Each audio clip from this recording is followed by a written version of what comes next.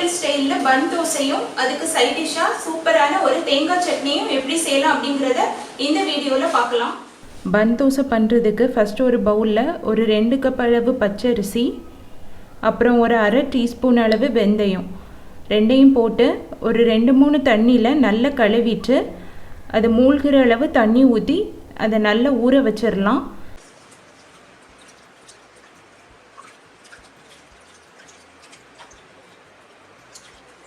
ஒரு 4 இருந்து 5 மணி நேரம் இதை நல்லா ஊற வச்சுருங்க. அதுக்கப்புறமா எடுத்து செக் பண்ணலாம்.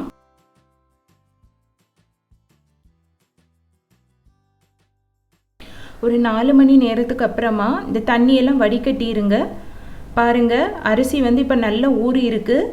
இனி இதை மிக்ஸி ஜாரில் போட்டு நல்லா அரைச்சி எடுத்துடலாம்.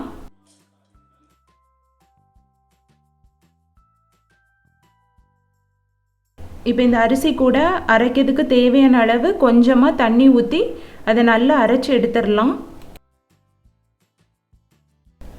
பாருங்கள், இந்த மாதிரி நல்லா அரைச்சி எடுத்துருங்க.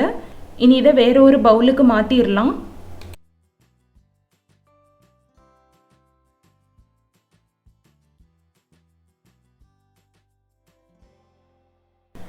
இப்போ இதே ஜார்லேயே ஒரு கப் அளவு தேங்காய் துருவல், அப்புறம் ஒரு கப் அளவு அவல் எடுத்துக்கோங்க. கூடவே இதில் வந்து ஒரு கப் அளவு தண்ணி ஊற்றி அதையும் நல்லா அரைச்சி எடுத்துடலாம்.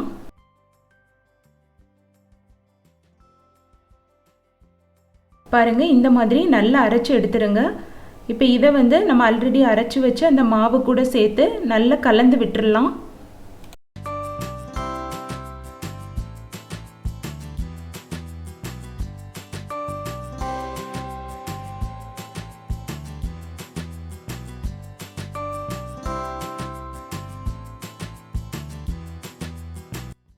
இந்த மிக்ஸி ஜார்லேயே ஒரு 1/4 கப் அளவு தண்ணி ஊற்றி நல்லா அலசி அதையும் இது கூட சேர்த்து நல்லா கலந்துடலாம். இந்த மாவோட பதம் வந்து இட்லி மாவு மாதிரி இல்லாமல் ஆப்ப மாவு மாதிரி இல்லாமல் இந்த தோசை மாவு பதத்துக்கு வந்து இதை நல்லா கரைச்சி வச்சுருங்க.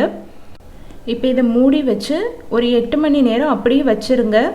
இந்த மாவை நீங்கள் வந்து சாயங்காலம் அரைச்சிங்கன்னா அது நைட்டு ஃபுல்லாக அப்படியே மூடி வச்சுருங்க. காலையில் எடுத்து செக் பண்ணலாம்.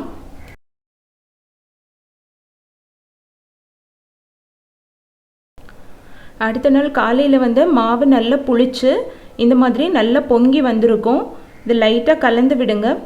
இப்போ இந்த மாவு கூட கொஞ்சமாக உப்பு மட்டும் சேர்த்து நீங்கள் வந்து பன் தோசை செய்யலாம். இல்லைனா வந்து கொஞ்சம் ஃப்ளேவருக்காக கொஞ்சம் காரமாக வேணும்னா அதை வந்து தாளித்து விட்டு அதுக்கப்புறமா நம்ம பன் தோசை செய்யலாம். அதுக்கு ஒரு டட்கா பேனில் ஒரு டேபிள் ஸ்பூன் அளவு எண்ணெய் எடுத்துக்கோங்க.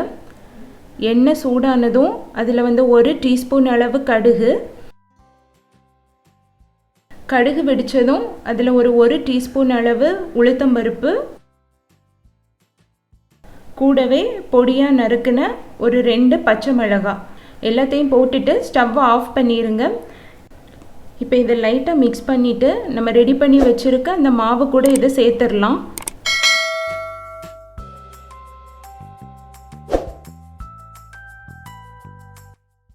இப்போ இது கூடவே பொடியாக நறுக்கின ஒரு 2 டேபிள் ஸ்பூன் அளவு மல்லி இலை, உங்ககிட்ட மல்லி இலைக்கு பதிலாக கருவேப்பிலை இருந்ததுன்னா அதை கூட சேர்த்துக்கலாம். கூடவே தேவையான அளவு உப்பு எல்லாத்தையும் போட்டு நல்லா கலந்து விட்டுடலாம்.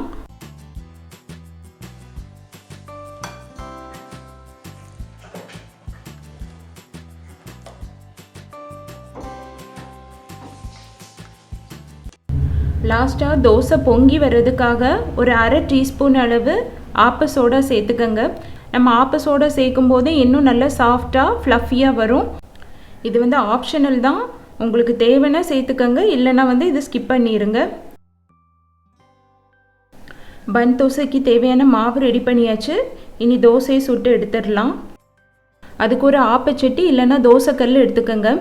ஆனால் ஆப்பச்சட்டியில் பண்ணும்போது நமக்கு இன்னும் வந்து நல்ல ஒரு ஃப்ளஃபியாக நல்லா பொங்கி வரும். சட்டி சூடானதும் அதில் வந்து ஒரு குழிக்கரண்டியில் 1-2 குழிக்கரண்டி அளவு மாவு எடுத்து அந்த சட்டியோட சென்டரில் ஊற்றலாம்.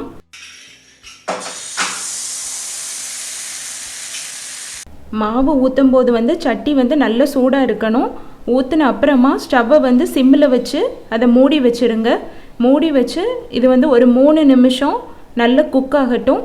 அதுக்கப்புறமா அந்த மூடியை ஓப்பன் பண்ணி திருப்பி போட்டு மறுபக்கமும் நல்லா வேக விடுங்க.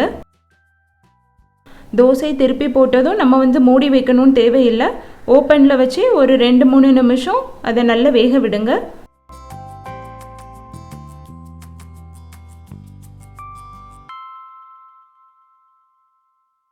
பாருங்க, பன் தோசை ரெடி பண்ணியாச்சு. இனி இது வேற ஒரு பிளேட்டுக்கு மாற்றி வச்சிடலாம்.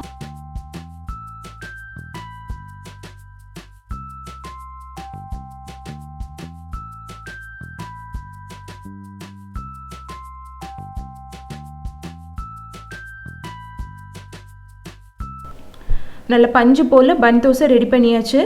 இனி இந்த பன் தோசைக்கு சைட் டிஷ்ஷாக ரொம்பவே ஈஸியாக சட்டுன்னு ஒரு தேங்காய் சட்னி ரெடி பண்ணிடலாம். அதுக்கு ஒரு மிக்ஸி ஜாரில் ஒரு கப் அளவு தேங்காய் துருவல், கூடவே ஒரு 3 பச்சை மிளகாய், காரம் உங்களுக்கு எந்த அளவு தேவையோ அந்த அளவு பச்சை மிளகாய் சேர்த்துக்கங்க. கூடவே ஒரு 2 டேபிள் ஸ்பூன் அளவு பொரிக்கடலை, அப்புறம் ஒரு 1/4 டீஸ்பூன் அளவு காயப்பொடி, இது கூட தேவையான அளவு உப்பு சேர்த்துக்கலாம்.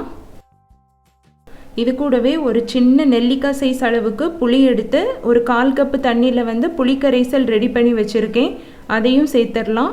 லாஸ்ட்டாக தேவையான அளவு கொஞ்சமாக தண்ணி சேர்த்து இதை நல்லா அரைச்சி எடுத்துடலாம். பாருங்கள், இந்த மாதிரி நல்லா அரைச்சி எடுத்துருங்க. இப்போ இந்த சட்னி மேலே லைட்டாக வந்து தாளித்து ஊற்றிடலாம். அதுக்கு ஒரு டட்கா பேனில் ஒரு டேபிள் ஸ்பூன் அளவு எண்ணெய் எடுத்துக்கோங்க.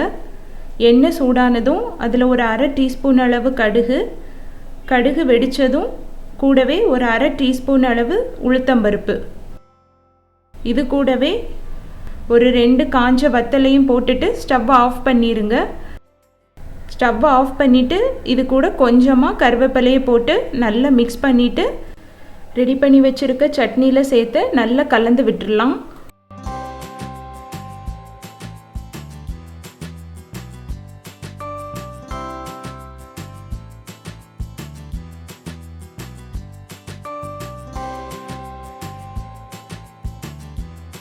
அவ்வளோதான், சட்டுன்னு ஒரு தேங்காய் சட்னி ரெடி பண்ணியாச்சு.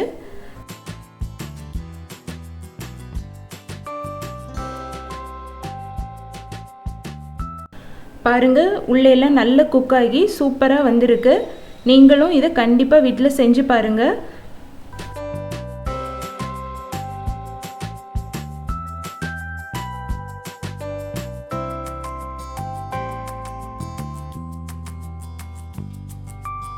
அவ்வளோதாங்க, வீட்லேயே ரொம்ப ஈஸியாக தேங்காய் சட்னியும் பன் தோசையும் எப்படி செய்யலாம் அப்படிங்கிறத பார்த்தோம்.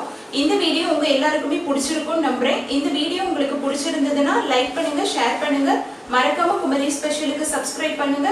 இன்னும் ஒரு அட்டகாசமான ரெசிபில உங்க எல்லாரையும் மீட் பண்றேன். Until then, bye from Soumya.